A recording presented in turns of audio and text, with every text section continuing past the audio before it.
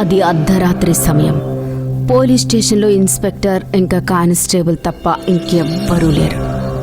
అందరూ ఒక శాంతమైన రాత్రి గడపడానికి ఎదురు చూస్తూ ఉంటారు. కానీ రాత్రి పరిస్థితి వేరే ఉంది. ఇన్స్పెక్టర్ గారు, కానిస్టేబుల్ గారు, కాపాడండి, మమ్మల్ని కాపాడండి, హాస్పిటల్కి తీసుకెళ్ళండి. కాపాడండి సార్, కాపాడండి. ఇదేంటి? ఎవరు ఎవరు అసలు మీరిద్దరు? మమ్మల్ని కాపాడండి, మా తప్పులన్నీ మేము ఒప్పుకుంటాము, దయచేసి మమ్మల్ని కాపాడండి. ఇన్స్పెక్టర్ ఇంకా వేరొక పోలీస్ ఆఫీసర్ వాళ్ళిద్దరిని చూసి ఆశ్చర్యపోతారు. ఇలా అయితే కేవలం సినిమాల్లోనే జరుగుతుంది.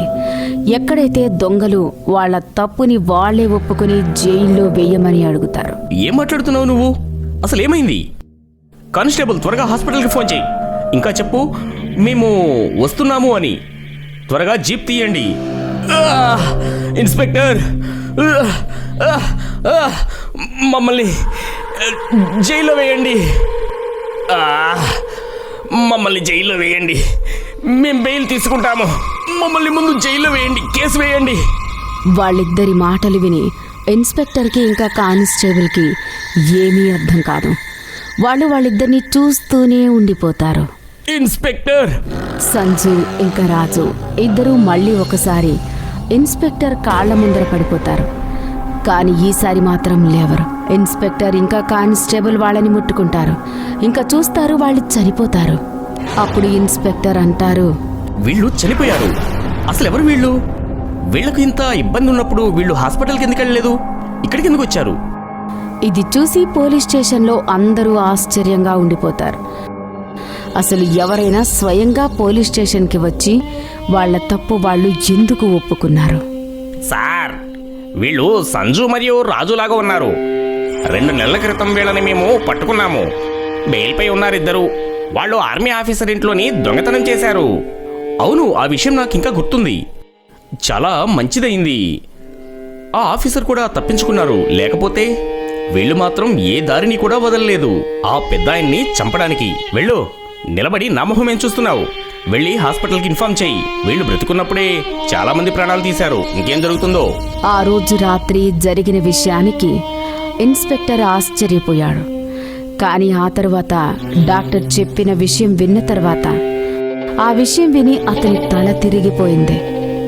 అవును, మీ నేరస్తుల చావు చాలా విచిత్రంగా ఉంది. ఇలాంటి కేసు నేను ఇంతవరకు ఎప్పుడూ చూడలేదు. ఫ్యూచర్లో ఇంకెప్పుడు చూడలేదనుకుంటున్నా. అంటే డాక్టర్, ఏంటి? వీళ్ల చావు మాంసం తినడం వల్ల జరిగింది. ఇలాంటి మాంసం కాదు, మనుషుల మాంసం. అది కూడా పచ్చిది. ఏంటి? మనిషి పచ్చి మాంసమా? అదెలా సాధ్యం? అంటే దీని అర్థం? అవునండి, కానీ వీళ్ళని చూస్తే అనిపిస్తుంది వీళ్ళు మొదటిసారి పచ్చి మాంసం తిన్నారని. మనుషుల మాంసం అనేది పక్కన పెట్టండి. ఫోరెన్సిక్ ల్యాబ్లో మాకు తెలిసింది ఏంటంటే వీళ్ళు హార్ట్ అటాక్తో ఇంకా షాక్తో చనిపోయారు. మనుషుల పచ్చి మాంసం తిన్నందుకు వీళ్ళకి షాక్ తగిలింది.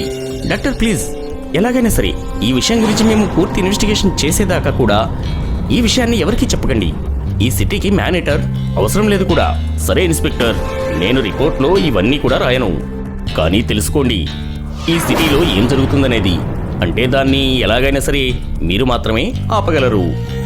ఇన్స్పెక్టర్ విన్నదానికి అతనైతే ఆశ్చర్యపోయాడు. కానీ వీటన్నిటి వెనక ఎవరున్నారు?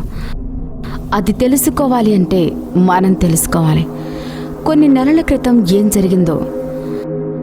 అర్ధరాత్రి సమయం సంజు ఒక దొంగిలించిన కార్ని వేగంగా నడుపుతూ ఉంటాడు. అతనితో పాటు రాజు, అతని మిత్రుడు, ఇంకా అతను కూడా ఒక దొంగనే. సంజు, ఇవాళైతే మనం చాలా డబ్బులు సంపాదించాము. అరే, ఎవరికి తెలుసు ఆ ముసలోడింట్లో ఇన్ని డబ్బులు ఉంటాయని? పద, 2-3 నెలలకు మనకు సరిపోను దొరికింది. అరే తమ్ముడు, ఇవాళ రేపు ఈ ముసలోళ్ళ దగ్గర ఎంత డబ్బు ఉంది? కుర్రవాళ్ళ డబ్బులైతే ఈఎంఐ ఇంకా క్రెడిట్ కార్డు బిల్లులు కట్టడంతోనే అయిపోతున్నాయి. అందుకే చెప్తున్నాను, మనం ఈసారి ఎక్కడికి షిఫ్ట్ అవుదామంటే అంత సీనియర్ సిటిజన్స్ ఉండే ప్లేస్కి డబ్బులు ఉండాలి కదా. ఉన్నాం, మనమైతే షిఫ్ట్ అవ్వాలి. కానీ 2-3 నెలల వరకు అండర్ గ్రౌండ్లో ఉండాలి. పోయినసారిలాగా అయితే ఈసారి మనమైతే దొరకలేదు. కానీ ఆ ముసలోడు మనల్ని వదిలిపెట్టాడు. పోలీస్ కేసు అయితే పెడతాడు. అవును తమ్ముడు, పోయినసారి అయితే నేనే తప్పు చేశానది ఒప్పుకుంటాను. కానీ ఆర్మీ ఆఫీసర్ మన ముఖాలు చూశాడు, ఇంకా మన మొహం పగలగొట్టాడు. నీకు కూడా తగిలింది కదా, అందుకే అతన్ని చంపాల్సి వచ్చింది. అవురా, చంపాల్సి వచ్చింది. అయినా ఆ అమ్మాయి తననెందుకు చంపావు? తాను మన మొహం కూడా చూడలేదు కదా. అరే చూడు, అన్నిటికన్నా ముందు విషయం ఏంటంటే అది కోర్టులో కూడా ప్రూవ్ అయింది మనం చంపలేదని. ఇంకో విషయం ఏంటంటే తను ఒక సాఫ్ట్వేర్ కదా. తన ఇల్లు చూసావా? 4 దిక్కుల సీసీటీవీ కెమెరాలు ఉన్నాయి. ఒకటైనా పోలీస్ చేతులు చెక్కిందనుకో గుర్తుపెట్టుకో. అందుకే మనం ఆ కెమెరాలు కూడా మాయం చేసేసాం. కోర్టు అయితే మనకు బెయిల్ కూడా ఇచ్చింది. ఆ లాయర్ ఏమంటున్నాడు? అరే అది విక్టిమ్లెస్ క్రైమ్. విక్టిమ్లెస్ క్రైమ్. వాడికి ఏం తెలుసు రోడ్ యాక్సిడెంట్లు కూడా జరుగుతాయని. నేరస్తులు వాళ్ళ నేరాలని గొప్పగా చెప్పుకుంటూ ఉన్నారు అంటే అర్థం చేసుకోవాలి వాళ్ళ చివరి సమయం వచ్చేసింది అని. అరే కాస్త చూసి నడుపో. అరే ఆ అమ్మాయిని చంపుతుంటే ఆ మజానే వేరు. ఎవరైనా మనిషిని చంపుతుంటే మన మీద అటాక్ చేస్తారు, కానీ ఆ అమ్మాయి అయితే నన్ను వదిలిపెట్టు అని అలసిపోయింది. ఇంకా నువ్వు తన గొంతు కోసేశావు. ఎచ్చముక కసాయి కోడి తలకాయని కోసినట్టు. ఎంత మస్తు కోడి చూడు. తనకి ఫ్రెండ్ నేను సోషల్ మీడియాలోని. ఇంకేమైనా పిచ్చా? నువ్వు చంపాలనుకుంటున్న అమ్మాయి నీకు సోషల్ మీడియా ఫ్రెండా? అరే కేసు అయితే నడుస్తూనే ఉంటుంది. లాయర్కి మాత్రం ఏం తెలుసు సోషల్ మీడియాలో ఏం జరుగుతుంది అనేది. నువ్వు ఫోటో చూడు ఎంత కత్తిలా ఉందో. అరే యార్ అదంతా వదిలేయి. ఇప్పుడైతే ఆకలిగా ఉంది, ఏదైనా తినిపించరా. ఇప్పుడే అన్నావు కదా అండర్ గ్రౌండ్కి వెళ్ళాలి అని. మళ్ళీ ముంబై భోజనం ఎప్పుడు తింటామో ఏంటో. అది నిజమేరా. చూడు కొత్త చైనీస్ బండి తెరిచారు, అక్కడికి వెళ్దాము. రేపు ఉదయాన్నే టికెట్ కొనుక్కొని మన ఊరికి వెళ్ళిపోదాము. సంజు ఇంకా రాజుకైతే ఆకలి వేసింది, కానీ వాళ్ళకి తెలీదు వాళ్ళకిప్పుడు ఏం జరుగుతుందో. అది ప్రతి నేరస్తుడికి నేరం చెయ్యడానికి ముందు 100 సార్లు ఆలోచించుకునేలా చేస్తుంది. రండి సార్ రండి, చాందిని చైనీస్కు మీకు స్వాగతం. చెప్పండి నేను ఏం తేవాలి మీకోసం? నూడిల్స్, షెస్వన్ లేక చౌమిన్? అరే రాజు, ఇక్కడ చైనీస్ బండి తెరిచారని తెలుసు కానీ ఇక్కడ ఇంత అందమైన అమ్మాయి ఉందని తెలీదు. హే సార్, బండి అని అనకండి, కనిపించడం లేదా? ఇక్కడ కూర్చోడానికి చోటు ఉంది, ఇంకా అక్కడ పడుకోవడానికి చోటు ఉంది. ఇది ఓపెన్ ఎయిర్ రెస్టారెంట్ చాందినిది. ఇంకా త్వరలోనే 5 స్టార్ హోటల్ కూడా తెరుస్తాను నేను. తెరువు, ఖచ్చితంగా తెరువు. కానీ ఇవాళ మాకు ఏదైనా తినిపించు. తప్పకుండా రండి కూర్చోండి. ఆ 2 దొంగలు వెళ్ళి కూర్చుంటారు. ఇంకా 4 దిక్కులా వెలిగిపోవడం చూసి వాళ్ళ 2 మనసులో ఒకటే ఆలోచన వస్తుంది. అరే అన్నా ఇటు చూడు, ఇవాళే తెరిచినా కానీ ఎంత విశాలంగా ఉందో. వీళ్ళ దగ్గర డబ్బులుండుంటాయి. చూడటానికి ఒంటరిగా ఉంది. 1-2 వెయిటర్లు ఉంటారు, 2 కుక్కులుండుంటారు, 4 జనాలు, ఇంకా మాల్. ఇక అంతే. అరే అదంతా తర్వాత చూద్దాం. చాలా ఆకలిగా ఉంది, ముందు దాని సంగతి చూద్దాం.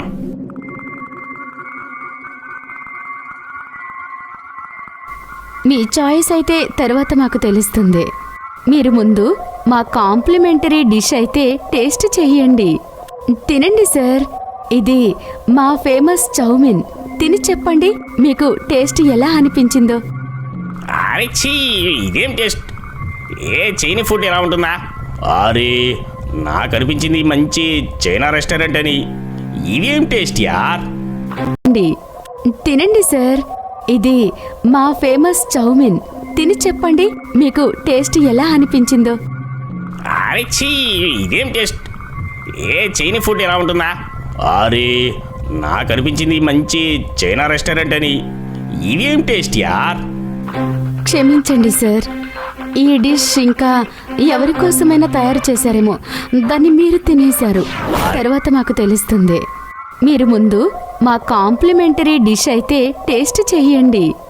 తినండి సార్, ఇది మా ఫేమస్ చౌమిన్. తిని చెప్పండి మీకు టేస్ట్ ఎలా అనిపించిందో. అరే ఇదేం టేస్ట్? ఏ చైనీ ఫుడ్ ఎలా ఉంటుందా? అరే నాకు అనిపించింది మంచి చైనా రెస్టారెంట్ అని. ఇదేం టేస్ట్ యార్? క్షమించండి సార్, ఈ డిష్ ఇంకా ఎవరి కోసమైనా తయారు చేశారు. అరే, నాకు అనిపించింది మంచి చైనా రెస్టారెంట్ అని. ఇదేం టేస్ట్ యార్? క్షమించండి సార్, ఈ డిష్ ఇంకా ఎవరి కోసమైనా తయారు చేశారేమో, దాన్ని మీరు తినేశారు. అరే, ఇదేనా వేళకోవడమా? నువ్వు ఇది కాంప్లిమెంటరీ డిష్ అని చెప్పావు కదా, ఇప్పుడు అంటున్నావు ఇది ఇంకెవరికో తయారైందని. హా సార్, ఇంకెవరి కోసమో తయారవుతూ ఉంది, కానీ మీకోసం తీసుకుని వచ్చాను. ఎలా అయితే నేను నా డబ్బులు గ్రామం వదిలిపెట్టడానికి తయారు చేసుకున్నాను, ఇంకా మీరు వాటిని దొంగిలించి నన్ను చంపేశారు. ఎక్కడికి పారిపోతున్నారో? ఇప్పటి వరకు మీకు అన్నీ బాగా అనిపించాయి, ఇప్పుడేమైంది? మమ్మల్ని క్షమించు ప్లీజ్, ప్లీజ్ మమ్మల్ని క్షమించు. అరే, మమ్మల్ని క్షమించు ప్లీజ్, మమ్మల్ని వెళ్ళనివ్వు. క్షమాపణ? నేనెవరు మిమ్మల్ని క్షమించడానికి? మీకు ఎలా అయినా బెయిల్ దొరికింది కదా, మరి ఇంకెందుకు భయపడుతున్నారో? మమ్మల్ని వదిలేయి. తెలుసా, మీ ఇద్దరు దొంగలు కలిసి మా ఇంట్లో దొంగతనం చేసినప్పుడు నేను మా అమ్మ నాన్నలకు డబ్బులు పంపించలేకపోయాను, అందుకు వాళ్ళు ఆత్మహత్య చేసుకున్నారు. మమ్మల్ని క్షమించు ప్లీజ్, మమ్మల్ని క్షమించు, తప్పైంది. తలరాత ఎలా ఉంది చూడు. నేను ఏ కారులో అయితే వాళ్ళ అంతిమ సంస్కారాలకి తీసుకొని వెళ్ళాలనుకున్నాను, ఆ కారు కూడా యాక్సిడెంట్ అయింది. ఆ రోజు నుంచి నేను మీకోసం ఇక్కడ ఎదురు చూస్తున్నాను, మీరు వస్తే అడగాలి అని. మీ ఒక్కరి దొంగతనం వల్ల 3 వ్యక్తులు చనిపోయారు.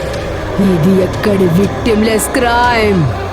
సంజు ఇంకా రాజుకి అర్థమైపోయింది, వాళ్ళ తప్పు ఆ దయ్యానికి తెలిసిపోయింది. ఇంకా వాళ్ళిద్దరూ వణికిపోతూ ఉంటారు. కానీ చాందిని కళ్ళలో జాలి మాత్రం అస్సలు కనిపించడం లేదు. ఇప్పుడు మీరు ఇక్కడే చావాలి అని అనుకోకపోతే ఈ పచ్చి మాంసం తినండి, ఇంకా పోలీస్ స్టేషన్కి వెళ్ళండి, ఇంకా మీరు చేసిన నేరాన్ని ఒప్పుకోండి. కానీ ఇది మాత్రం గుర్తుపెట్టుకోండి, నేను ఉన్నంత వరకు మీరు తప్పించుకోలేరు. ఇంకా 2 భూతాలు వస్తారు. లేదు, మేమిద్దరం తింటాం ప్లీజ్, మమ్మల్ని తింటాం.